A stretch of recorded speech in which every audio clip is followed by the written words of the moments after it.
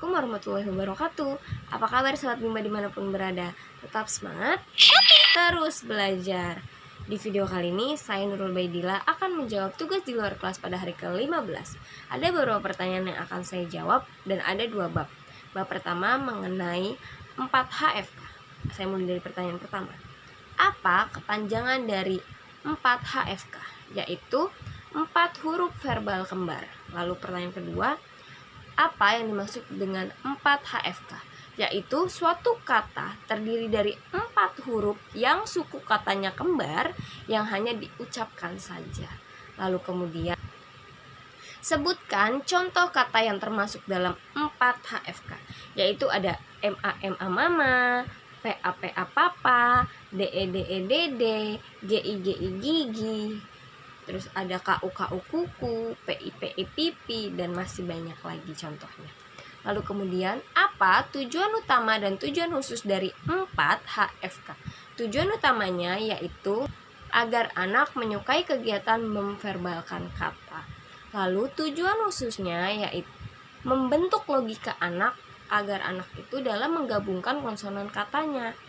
Apa konsonan kata dari kata-kata huruf vokal? Yaitu contohnya kayak MA, oh iya digabungin MA mama, penggabungan antara konsonan kata. Lalu kemudian tujuan khususnya itu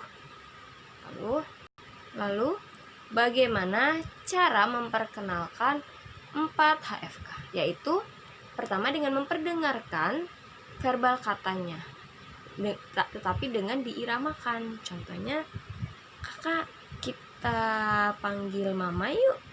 MA mama, MA mama, MA mama, sebanyak 3 kali kita iramakan. Lalu kita juga bisa mengaplikasikannya tadi ke dalam berdialog menggunakan bahasa Bimba, lalu bernyanyi lagu Bimba, kemudian dengan bercerita, kakak hari ini sudah mandi belum? Sudah gosok gigi.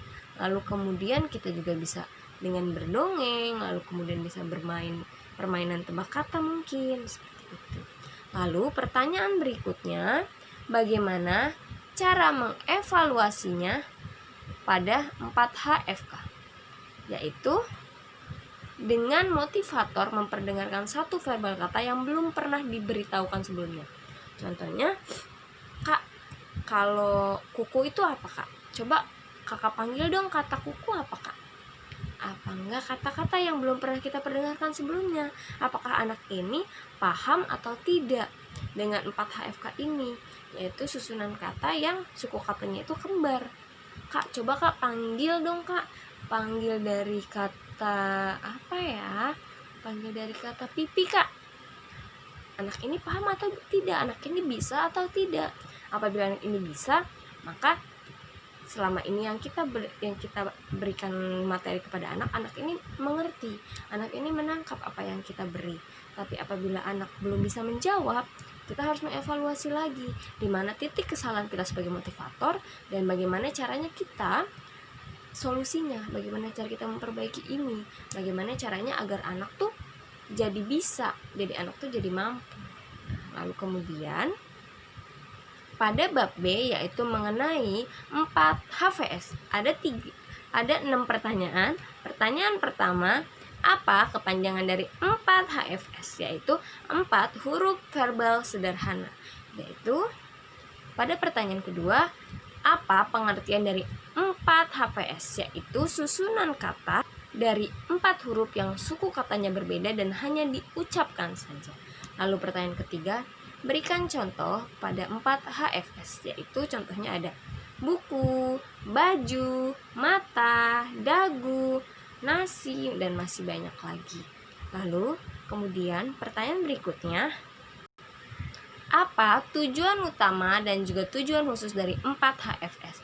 Yaitu tujuan utamanya agar anak menyukai kegiatan bermain verbal huruf. Lalu tujuan khusus mengerti bunyi penggabungan dalam konsonan kata yang berbeda. Anak nih paham tidak konsonan kata apabila penggabungan katanya itu berbeda. Contohnya pada 4 huruf kembar MA itu penggabungan katanya sama suku katanya. Namun pada 4 HVS penggabungan suku kata yang mana kata-katanya itu konsonan katanya berbeda. Contohnya MATA digabung jadi mata, NASI jadi nasi, BAJU itu konsonan katanya berbeda-beda. Lalu dan juga anak diharapkan mengerti dan paham apabila kata ini digabungkan dengan kata ini menjadi kata apa. Itulah tujuan khususnya. Lalu pertanyaan nomor 5, bagaimana cara motivator mengenalkan 4 HVS? Yaitu dengan cara